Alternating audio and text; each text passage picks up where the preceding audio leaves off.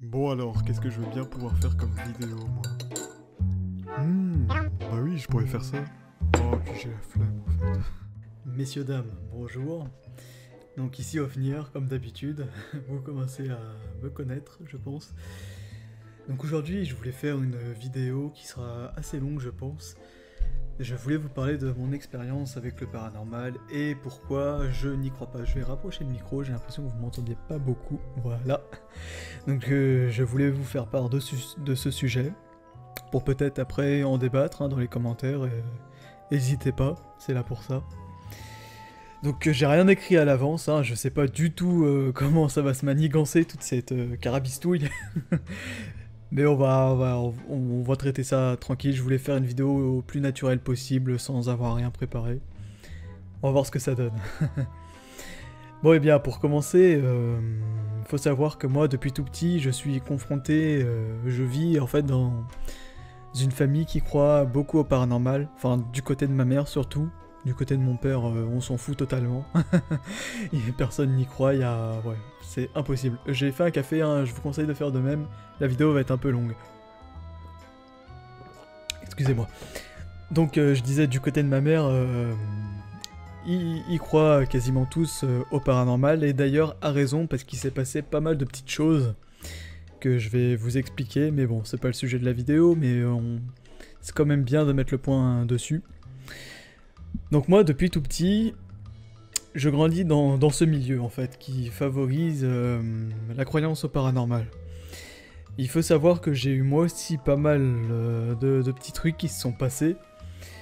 Je sais pas si je vais retrouver la photo, je vais faire au mieux, mais je vais vous montrer une photo qui a été prise quand j'étais tout bébé, où on voit à l'arrière, du coup, une tête. Bon, pour moi, c'est de l'appareil Dolly, vous savez que je n'y crois pas du tout, mais c'est de l'appareil Dolly pour moi, du coup, donc voilà. Mais pour d'autres, on peut interpréter ça, c'est vrai, comme étant un visage un peu démoniaque, j'aime pas trop le mot démon, mais bon, voilà. Il faut savoir qu'il y a d'autres photos aussi, mais ça c'est ma tante qui les a et je pourrais pas les avoir je pense. Donc vous allez être obligé de me croire sur parole. Bref, du coup il y a d'autres photos où c'est ma tante qui les a, où plusieurs membres de ma famille posent avec à l'arrière une tête pareil qui apparaît. Donc pareil Dolly une fois, deux fois, trois fois, quatre fois, ça commence à être un peu bizarre, mais bon pour moi c'est explicable. C'est juste pas de chance quoi, c'est comme ça. Ensuite, en grandissant, c'est vrai que ma mère me racontait pas mal d'histoires de son enfance. Alors il faut savoir que depuis toute petite, ma mère aussi est confrontée à des phénomènes assez étranges. À savoir que j'ai découvert là il y a très peu au décès de mon grand-père qui a eu lieu il y a déjà maintenant 4-5 ans, je crois, ouais. Qui, du coup, en fait, avec son meilleur ami qui était venu à la maison suite à son décès pour histoire d'échanger un petit peu. C'était son ancien meilleur ami, du coup, qui nous avait raconté que lorsqu'ils étaient plus jeunes, ils s'étaient amusés à faire un pentacle dans le sous-sol de la maison, en fait. Ils s'étaient amusés à faire un pentacle satanique. Et ils se livraient à quelques petits rites étranges, je n'ai plus trop les détails, je me souviens plus très bien de ce qu'ils nous avaient dit. Bref, ils faisaient du spiritisme quoi, en gros, voilà, c'est du spiritisme. Et du coup, ça aurait déclenché par la suite des trucs un peu bizarres. Pour vous mettre un petit peu dans le contexte, il faut savoir que parfois ma mère, par exemple, quand elle allait se coucher la nuit, il lui arrivait d'entendre mon grand-père tousser, marcher, faire du bruit, parler, etc. Sauf qu'il n'était pas à la maison et que c'était le seul homme de la maison, du coup il n'y avait pas d'autres hommes. Donc la voix masculine ne pouvait provenir que de lui. Sinon c'est pas possible que ce soit quelqu'un d'autre. Donc voilà, il y a des trucs un peu bizarres comme ça. Il faut savoir aussi que une de mes tantes, lorsqu'elle était petite, elle s'était fait un peu poursuivre par une femme avec un couteau tout simplement, qui voulait s'attaquer à ma mamie, du coup à la mère de ma tante, en lui disant que ma tante était donc sa fille à elle et non la sienne. Et donc là, ma mamie a été paniquée, elle a vite rentré ma tante, elle s'est vite armée d'un couteau aussi pour se défendre au cas où. Mais sauf que le temps d'aller chercher le couteau, la personne avait, elle, disparu. Et plus jamais ils ne l'ont recroisé. Donc ça aussi c'est assez étrange. Ensuite, moi, de mon côté, étant plus petit, c'est vrai que je voyais des amis à ma sœur qui venaient à la maison parfois pour y passer la nuit. Et ces amis voyaient une entité que nous, on voyait auparavant. Moi, je la voyais pas, mais je sais que ma mère, mon frère, ma sœur ont déjà eu des expériences avec cette entité. Pardon, j'ai du mal.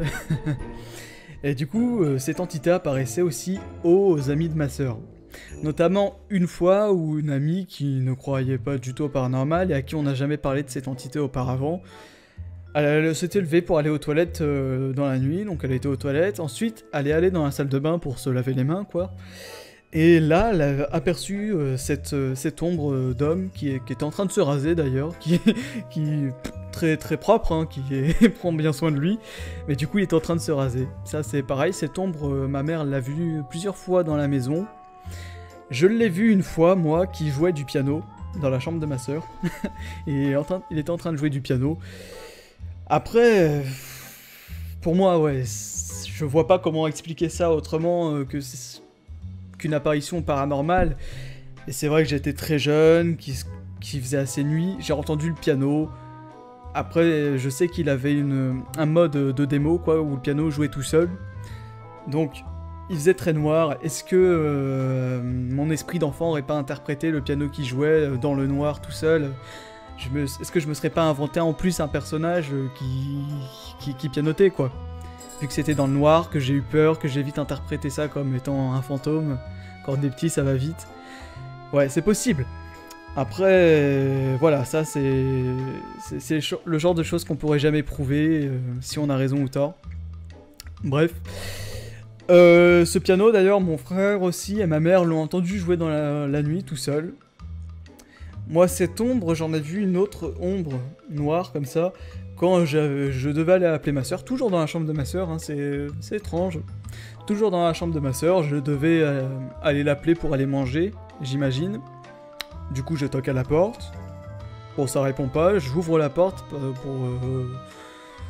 pour voir tout simplement si elle est là ou pas, je l'appelle par son prénom, et du coup là, faut savoir que son lit c'était une mezzanine qui montait assez haut, et du coup je l'appelle. Au bout de la 3e fois, je vois des cheveux tout noirs, faut savoir que ma soeur est blonde, hein, déjà c'est bizarre, donc je l'appelle et je vois ses cheveux tout noirs, presque mouillés, je sais pas comment vous dire, mais ouais, ils avaient une apparence mouillée. Je vois ses cheveux qui dépassent de la mezzanine, qui retombent. Et là, au même moment, j'entends ma soeur dans la salle de bain qui prenait sa douche, qui m'appelle, qui disait « Oui, qu'est-ce que tu veux ?» Sauf que moi, je vois des cheveux tomber du lit.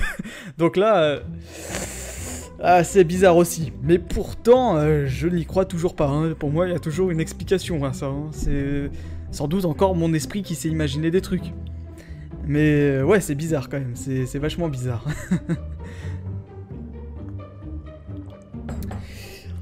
Ensuite, pour continuer dans la lancée... oui, voilà, il y a eu plein de phénomènes. Bon, je vais pas tous vous les raconter parce que j'en aurai jamais fini, mais peut-être que j'irai voir ma mère et je la ferai témoigner. Bon, ça peut être intéressant, elle peut peut-être se souvenir d'histoires que moi, je ne me souviens pas. Bref, ça peut être envisageable. Donc pour continuer, je suis désolé, hein, j'ai pas écrit, donc ça peut ne pas être très clair ce que je vous dis, c'est parce que j'ai rien préparé, je voulais faire ça sur le fil.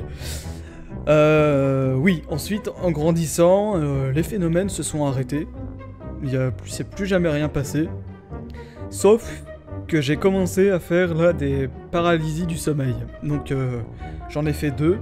Une que j'ai fait chez mes parents et une autre que j'ai fait chez les parents de ma femme, donc qui était ma copine à l'époque, enfin bref. La première paralysie du sommeil en fait, elle s'est déroulée suite à une grosse période difficile où j'étais assez déprimé, je dormais très mal, j'étais en échec scolaire, j'allais plus à l'école, bref c'était vraiment un moment, une période catastrophique. Et durant cette paralysie du sommeil en fait, j'ai revu cette ombre, cette entité qu'on voit depuis toujours dans ma famille. Cette entité d'ailleurs on l'avait appelée Raoul, je sais pas pourquoi, il y avait une raison mais je sais plus pourquoi. On l'avait appelé Raoul, je crois que c'est ma mère qui l'avait entendu dire qu'il s'appelait comme ça. Ouais, il me semble. Ouais, c'est ça. Et du coup, bah, j'ai vu ce fameux Raoul dans ma première paralysie du sommeil. Et il était pas très amical parce que je ne pouvais plus bouger. Et pour moi, c'est comme si j'avais les yeux fermés comme ça, quoi, et je voyais tout noir.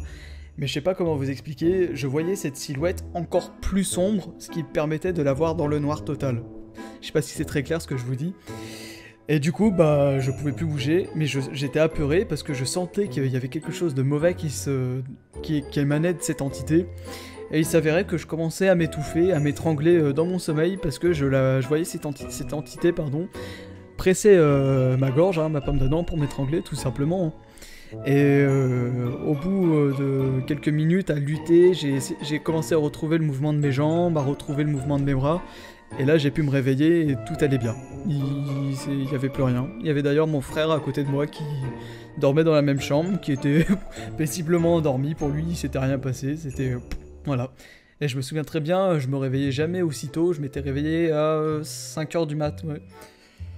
Excusez-moi, à 5h du mat. Donc, hop, petite mouche. Bref, du coup voilà. Ensuite, suite à cette paralysie du sommeil, j'ai vécu des événements un peu bizarres. À savoir que là, j'avais déjà 16-17 ans, donc j'étais déjà assez grand. Du coup, j'allais prendre parfois, j'allais prendre des bains, parce que j'adorais ça, prendre des bains. C'était un grand moment de détente que je privilégiais beaucoup dans ma vie. Bref. J'allais prendre des bains, et d'habitude, j'étais vraiment très confortable, très agréable, très relaxé, très détendu. Je profitais, je restais parfois 1 heure dans l'eau sans problème. Alors que là, je prenais des bains, mais ça devenait compliqué. Je restais parfois pas plus de 5 minutes dans l'eau, parce que j'étais oppressé, je sentais que quelque chose se tramait. Il y a même un moment où j'étais pris de panique, je me dépêchais de me laver, je sentais que quelque chose allait arriver. Donc je me dépêchais de m'essuyer, de me laver, parce que je sentais qu'un truc allait arriver. Et là, il y a le robinet de l'eau qui commence à s'ouvrir, et l'eau qui coule, quoi, tout simplement. Alors là, c'était assez compliqué pour moi après de vouloir aller me relaver. Je dis pas que j'ai pas pris de douche pendant plusieurs mois, mais c'était compliqué, j'appréhendais beaucoup le moment, quoi. Et je le repoussais le plus longtemps que je pouvais. Donc ça, c'est aussi un phénomène bizarre que j'arrive pas trop à expliquer. Après, peut-être qu'il y a une explication rationnelle. Maintenant que j'y réfléchis, c'est possible, hein, que... Disons que chez mes parents, les robinets étaient assez vieux. Ça arrivait que des fois ça déconnait, que ça se remettait à couler, donc... Enfin, ça se remettait pas à couler, mais ça arrivait qu'il y avait des gouttes qui tombaient, quoi. Donc c'est possible que là, ce jour-là, bah, j'avais peut-être mal serré, et vu que c'est un peu vieux, bah, ça s'est rouvert. C'est toujours ce genre d'explication, quoi. Je saurais pas trouver d'autres explications que cela. Et ni même prouver d'ailleurs que c'était paranormal, donc c'est pour ça. Je reste sur ma réserve aussi pour ce phénomène. Donc suite à ça, après... ouais, mis à part ça, il s'est plus rien passé de très bizarre. Ensuite, il est arrivé un moment où j'ai déménagé, du coup, pour aller chez les parents de ma copine, où j'y ai fait ma deuxième paralysie du sommeil.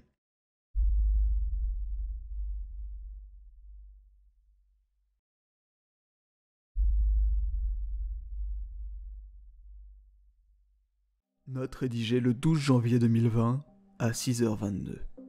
Rêve lucide, paralysie. Deuxième paralysie, dimanche 12 janvier 2020, 5h10. Hallucination sensorielle, auditive et visuelle. 5h du matin. Je me réveille en entendant sa voix. Devine c'est qui? Je la vois se glisser sous la couverture, je vois la couverture se lever et la sens me toucher. Mais je suis paralysé. Au bout de 2 minutes, j'arrive à dire « à l'aide », très faiblement. Ensuite, j'arrive enfin à ouvrir les yeux, et je vois une forme verte, jaune fluo.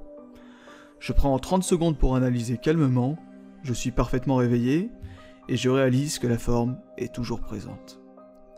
Pris de panique, je mets alors un gros coup de pied à cette entité. Elle se retrouve à genoux, et la lumière, elle, commence à être un peu moins vif, et un peu plus blanche. Je me sens vraiment mal d'avoir fait ça, persuadé d'avoir frappé ma femme. Je dis alors, chérie, désolé, ça va? Tu m'as fait flipper, me fais plus ça. Mais aucun son. Rien. J'allume ma lampe torche du téléphone et je la pointe sur l'entité. Mais plus rien. La pièce semble vide. Je reste assis 5 minutes à relativiser, et pendant ce temps, l'angoisse, elle, commence à monter. Je frissonne. J'ai une chair de poule comme je n'en ai jamais eu. 40 minutes plus tard, je rejoins ma femme. Raconter ce récit me pétrifie et m'émeut. La chair de poule revient. Je revis la scène dans ma tête, et je n'arrive plus à relativiser. Alors celle-là elle remonte il y a pas très longtemps, elle remonte à il y a 1 an. Et cette deuxième paralysie du sommeil, elle s'est manifestée sous forme d'une femme un peu jaune, verte, fluorescente. Hein. C'est vraiment bizarre ce que je vais vous dire, hein, mais j'en ai conscience. Mais ça, pour moi, c'est un rêve. Pour moi, c'était encore un rêve, en fait. Bref, du coup, je suis dans ma paralysie du sommeil, sauf que moi, j'ai l'impression de me réveiller, d'ouvrir les yeux. Mais je suis pétrifié de peur, parce que je sens quelqu'un se glisser sous le drap et rigoler avec une voix de femme. Il faut savoir que la mère de ma copine étant assez croyante, elle interdisait en fait à ma copine de descendre dans ma chambre en fait pour me rejoindre, pour pas qu'on dorme ensemble et qu'il se passe vous savez quoi. Parce qu'elle était très croyante, et pour elle fallait se marier et tout, donc c'était assez chiant d'ailleurs, mais bref voilà. Du coup, je pensais que c'était ma copine qui était descendue, qui était descendue discrètement à 3h du mat, qui est venue se glisser sous les draps en rigolant, parce qu'il faut savoir que c'était exactement sa voix. Donc je sens là cette femme se glisser sous mes draps en rigolant, sauf que je saurais pas vous dire pourquoi, mais je sentais que c'était pas elle, que c'était quelque chose de malsain. Du coup je lui dis chérie, qu'est-ce que tu fais? C'est toi, etc. Je la questionne, et là j'ai pas de réponse, juste un rire. Et du coup là, je suis pris d'effroi et je réalise que c'est pas elle. Et là, j'envoie mon plus beau coup de pied. J'ai dû la démonter l'entité. Pardon, j'ai dû démonter l'entité si elle ressent la douleur. Et je lui ai mis mon plus beau coup de pied là. Et du coup, j'ai fait sortir cette silhouette de femme qui était fluorescente avec de longs cheveux. Ça ressemblait un peu à une banshee dans Left 4 Dead, je crois que c'est le jeu. Ouais. Ça ressemblait un peu à la banshee. Ou la witch, je sais plus comment ils appellent ça. Bref, ça ressemblait à une banshee. Et bah là, c'était assez flippant. Encore une fois, c'était assez flippant. Bref, à part ces événements, après, il s'est plus rien passé. Et jusqu'à présent, là, j'ai redéménagé dans une location, actuellement, là où je suis actuellement, quoi. Et il se passe pas grand chose en fait, hein. Maintenant j'ai appris à relativiser et je me dis que toutes ces histoires de mon enfance, que mes parents ont vécu, que moi-même j'ai vécu, mes frères, mes sœurs, etc. Il y a forcément des explications. Mon père lui aussi est comme moi, il y croit pas du tout. Je pense qu'il a été aussi confronté, il a été confronté à des phénomènes, à savoir ma plus grande sœur, donc notre aînée, la première à être née dans notre famille. Son landau se faisait bercer tout seul, parfois, par moment. Donc après, elle s'est mise à voir aussi une personne comme elle. Elle l'appelait Audrey Noire. Ma soeur s'appelle Audrey, donc du coup, ma plus grande soeur. Elle disait à mes parents, quand elle était petite, qu'elle voyait une fille qui était toute noire et qui s'appelait Audrey Noire. Et elle revenait parfois avec des griffures, des bleus, etc. Donc ça aussi, c'était pas mal bizarre. Donc du côté de mon père, c'est un peu tous les phénomènes qu'il aurait pu constater, lui. Oui, c'est vraiment ma soeur qui lui racontait ces trucs quand elle était petite. Mais encore une fois, elle était petite. Donc, arrivée à 6-7 ans, est-ce qu'on peut vraiment prendre ce témoignage c'est toujours sensible, quoi. C'est toujours compliqué. Excusez-moi, ça donne soif de parler. Ça fait déjà 17 minutes, je pense que je vais m'arrêter là. Mais, ouais, en relativisant, etc., je pense, pour moi, que le paranormal, malgré tout, n'existe pas. Oh, quelle tête de trou de cul. J'ai fait un petit arrêt sur image juste pour vous dire que j'ai coupé la vidéo à ce moment-là parce que je compte faire une vidéo sur pourquoi je ne crois pas au paranormal. Donc ça serait une vidéo entièrement dédiée à ce sujet, donc voilà, c'est simplement pour ça. Bon, je crois que j'ai fait le tour, ouais, il me semble, j'ai plus grand-chose à vous dire. Mis à part que, ouais, je ne peux pas y croire pour cette raison, en fait. On cherche trop pour rien. On se prend trop la tête. Si on n'arrive pas à le prouver, c'est tout simplement parce qu'il n'y a rien à prouver. Pour moi, c'est ça. Et... enfin, voilà. Bon, je vais vous laisser. Ça fait déjà 18 minutes avec ma connexion là de merde. Je vais galérer sinon. Donc bon bah je vous dis à la prochaine, prenez soin de vous et puis faites attention. Non, ça fait peur ce que je vous dis, faites attention à vous quand vous traverserez la rue. Méfiez-vous. Non. Bref, je vais me taire, je commence à dire n'importe quoi. Bah des bisous. Salut.